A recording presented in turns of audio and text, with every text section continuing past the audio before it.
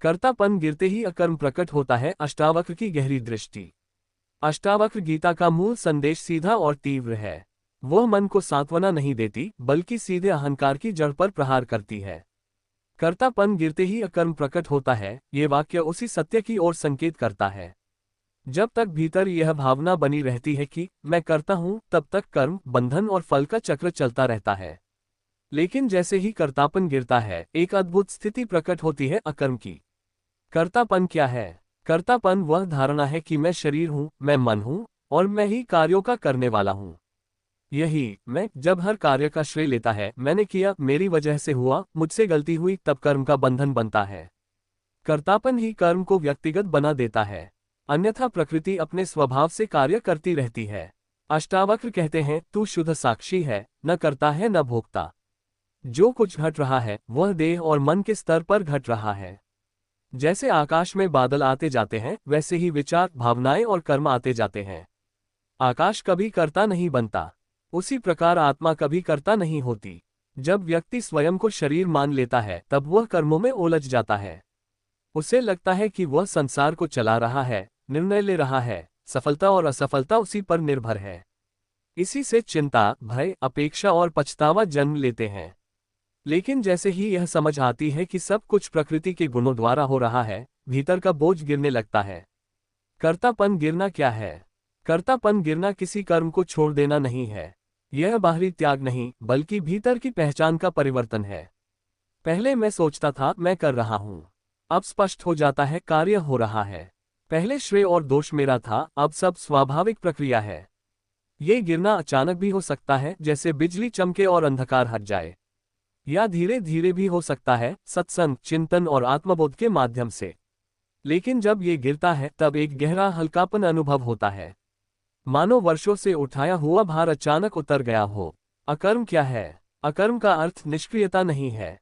यह आलस्य या कर्म त्याग नहीं है। अकर्म का अर्थ है कर्म करते हुए भी भीतर कर्ता भाव का अभाव। जैसे नदी बहती है, पर उसे अहंकार नहीं कि वह बह रही है। जैसे सूर्य प्रकाश देता है, पर उसे दावा नहीं कि वह दे रहा है। अकर्म की स्थिति में व्यक्ति कार्य करता है, बोलता है, चलता है, पर भीतर कोई मैं कर रहा हूं नहीं होता। वहां केवल साक्षी भाव होता है। कर्म होते हैं, पर बंधन नहीं बनता। यही सच्ची मुक्ति है। भगवद गीता में भी कहा गया है, कर्मण्य कर्म यह पश्येत। जो कर्म में अकर्म और अकर्म में कर्म देखता है, वही ज्ञानी है। अष्टावक्र इसे और भी सरल शब्दों में कहते हैं, तू कभी करता था ही नहीं। ये भ्रम ही बंधन था। जब कर्तापन गिरता है तो जीवन कैसा होता है? जीवन सहज हो जाता है। निर्णय होते हैं, पर तनाव नहीं रहता। प्रयास होते हैं, पर अहंकार नहीं जुड़ता। सफलता आए तो गर्व नहीं, असफलता आए तो ग्लानि नहीं। भीतर स्थिरता बनी रहती है। ऐसा व्यक्ति संसार में रहता है, परिवार में रहता है, कार्य करता है, पर भीतर से मुक्त रहता है।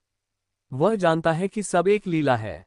जैसे अभिनेता मंच पर भूमिका निभाता है, पर भीतर जानता है कि वह वास्तविक नहीं है।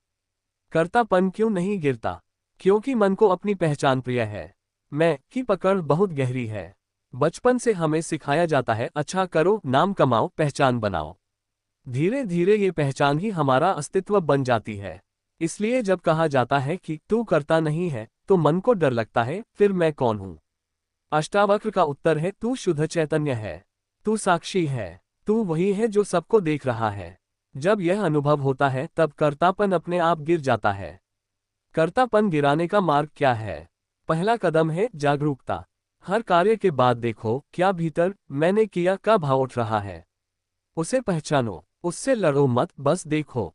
धीरे धीरे देखने से ही वह ढीला पड़ने लगता है। दूसरा, साक्षी भाव का अभ्यास। विचार आए जाएं, भावनाएं उठें गिरें, बस देखने वाले बने रहो।